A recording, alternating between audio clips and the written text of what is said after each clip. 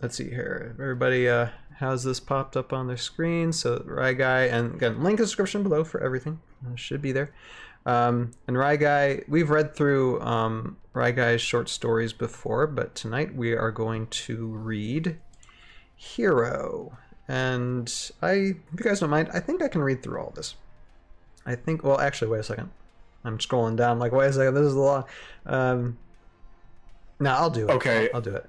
I do have a question before we start. Yes, go ahead. So reading at the top his description, this is my all-time favorite moment from Heroscape. This was a game. So I'm imagining something happened in a game and he turned it into a story. Am I correct? And this is what he does with all his short stories. Yeah. That's amazing. Yeah. That is amazing. Yep. That's so authentic, and I can't wait. I'm very pumped. Yeah, I recommend for him to read, for you to read through his other stories too. Like the previous one which was Marshmallows, was actually based off the Airborne Elite, which is the main protagonist of Tales of the Halley Aftermath Chronicles, and he did a very good job with them. So and Justin's saying there on stream, a Jeremy is never late, nor is he early. He arrives precisely when he means to. That is right, Justin. You got it. You nailed it. Exactly. Thank you, Justin. yes, exactly. All right. So how do I start with this? Okay, so and this is how it starts. This is my all-time favorite moment from Heroscape. This was a game between my girlfriend and I. She had built a large castle map where the castle was a ring with lava pools in the middle, and the Wannock glyph, in the dead center of that. Wannock. That pained me a lot during ScapeCon. The game got super tense, and the ending was shocking, to say the least, especially because of how the battle swung at the end and how abruptly it all happened. I've been wanting to write this one for a while. I have more stories in mind, but in my opinion, I don't do this, or wait a minute. Okay, the little typo. I think it means I don't think this will ever be topped. Yeah, I don't think this will ever be topped. Okay, so he's setting it up. Whether or not I portrayed this properly will be up to you. Enjoy. So here we go. Let's start. Agent Carr spat the muddy taste of orc blood from his mouth. Sunlight reflected off the castle walk, seared smooth from heat rising from the bubbling lava below. The glint blinded an orc, sending the baying brute tumbling to his death in the molten rock. Carr grinned, facing down the army of orcs standing across the crumbled center of the castle top. The Einar support was worthless anyway. The general sent his troops in elite squads of 3, but Carr only needed 3 things: his gun, his sword, and his tunes. Carr dialed in his earbuds a gift from the Omicrons. Of course, it loaded up exactly the song in his head. And today he was feeling classical. The orc leader, strapped atop a massive dinosaur, screamed and thrust his sword in Carr's direction. The dinosaur's feet dug into the stone, and the orcs charged toward him, their cries drowned out by his humming to an ancient 20th century song. Holding out for a hero. Oh yeah. Oh, that's classical. Goodness. That's classical. Yeah, for sure. Oh, that is lovely. I love how this is written. Okay, let me continue. Carr fired, popping. I mean, if it wasn't for the fact that there's copyright infringement involved, I would so totally animate this. Because I love listening to this song as well. Carr fired, popping the heads of the nearest orcs. The others clambered over their bodies, barely noticing their fallen brethren. The sword, longer than he was tall, swung through the air, taking off 3 more heads. He's got to be strong, and he's got to be fast.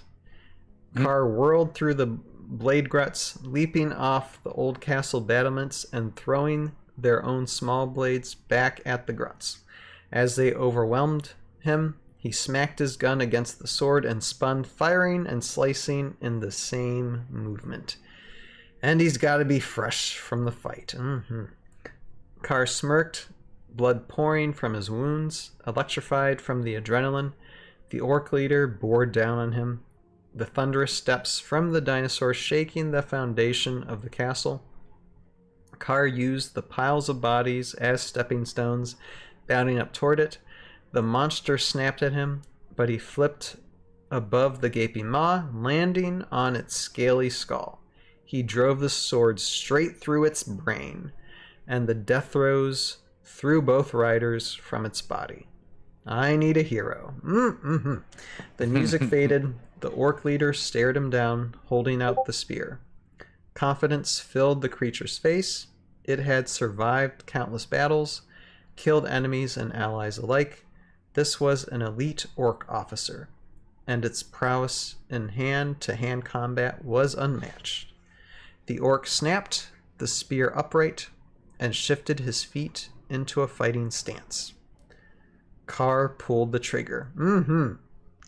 The body jerked back and crumpled next to the tail of the beast. Now that is a Indiana Jones move right there.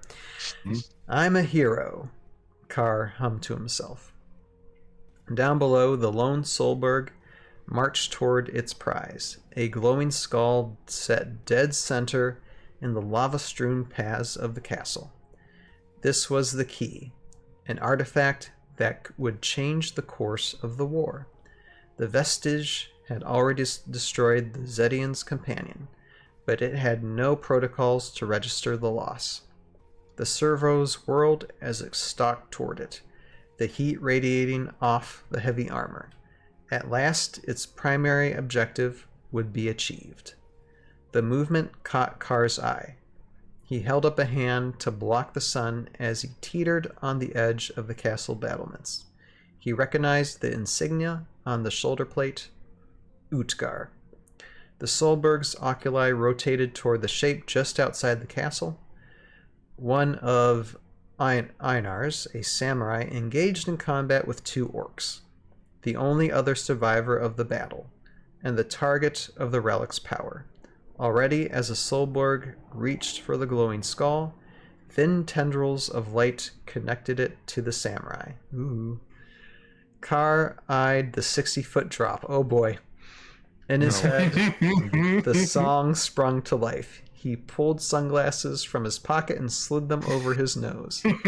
His battles played in his head, like when he faced down a horde of zombies in the abandoned Kiri village, or when he used an Omnicron engine to jet himself up to a dragon and slay it. Some had called him the most badass man to ever live. He just called it going to work. Carr took a running step back and leapt into the air. I am a hero! Oh boy, here we go. The Solberg head rotated, tracking the human missile as it screamed down toward him. The sword aimed directly at its chest. Crunch.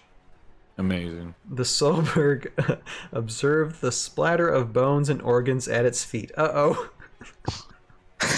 Oh no.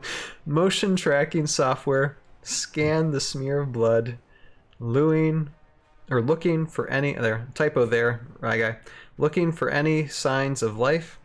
The visual analysis returned, and the result was the most surprising to the robot. The human was more dead than ever had seen any human be dead before. It's amazing. The Solberg turned even slower as the logic circuit struggled to process what it had just seen.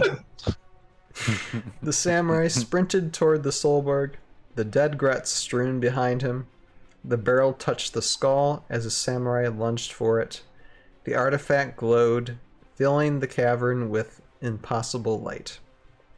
When the Solberg's visuals returned, only a thin pile of dust was left of the samurai. It picked up the skull and began the slow march away from the castle. Utgar would be pleased. Oh my goodness. That's insane.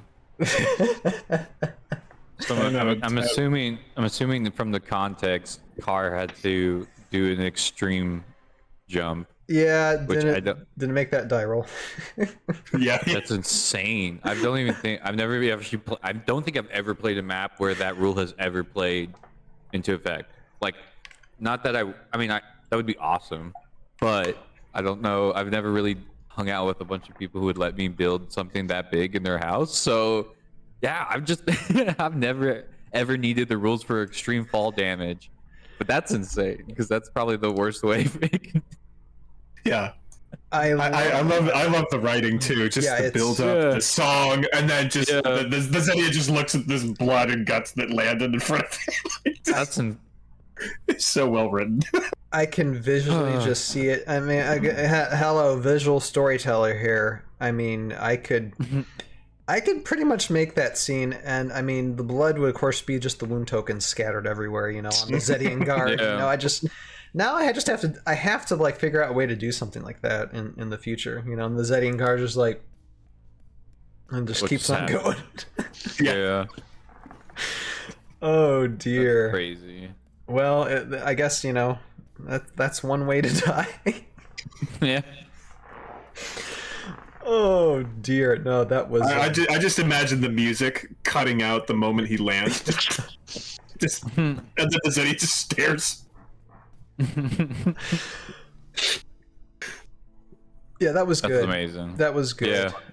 I love the fact that I see. This is how disconnected I am from the forums and the actual like socializing that happens on there. I love the fact that these are based on actual like events that happened in real people's games. Yeah, because that I don't know, that elevates them in my eyes. Not that there's nothing to non-game based fan fiction, but it is cool that there was a real world impetus that inspired this, and he's just adding life and texture to something that actually happened in a game. It personalizes it, and brilliant. Love it. Yeah, and not all endings can be good endings. They're still fun. They had me in the first half for sure. Not gonna lie. You had me out holding out for a hero. That classical. Amazing. He was subverting our expectations because in fact it was the Zedian that was the protagonist, not Carr. Right. And like all great twists, we find that out at the very end. Yeah, it was wonderfully done. It was wonderfully done. Love it. Good stuff. Yep.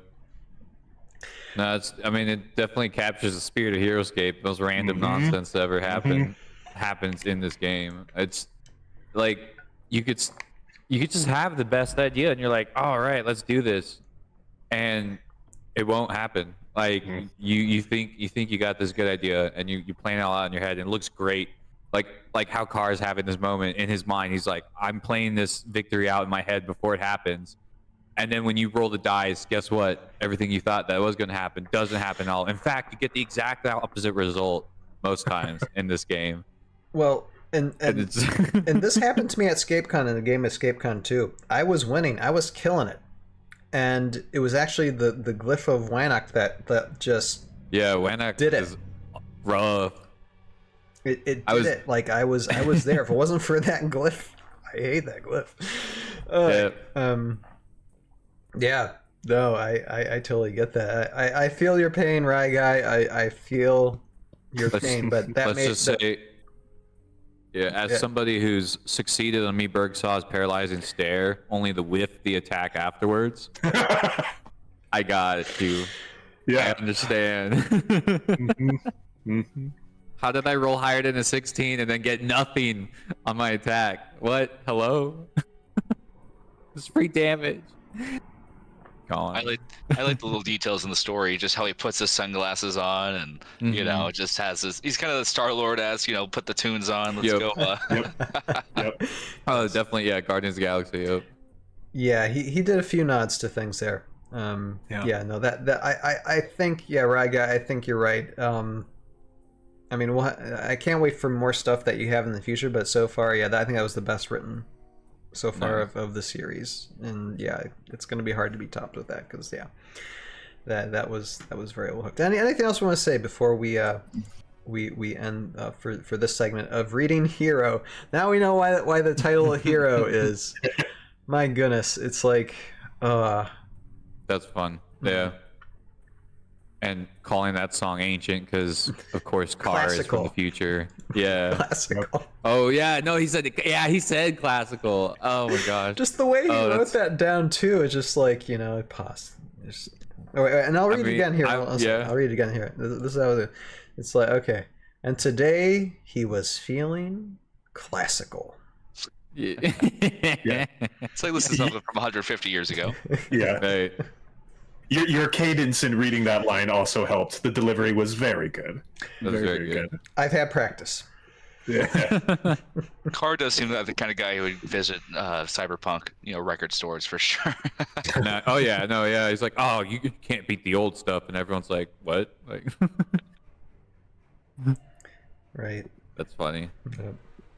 Well, okay. Well, that is. I love reading short stories, and since we are kind of a,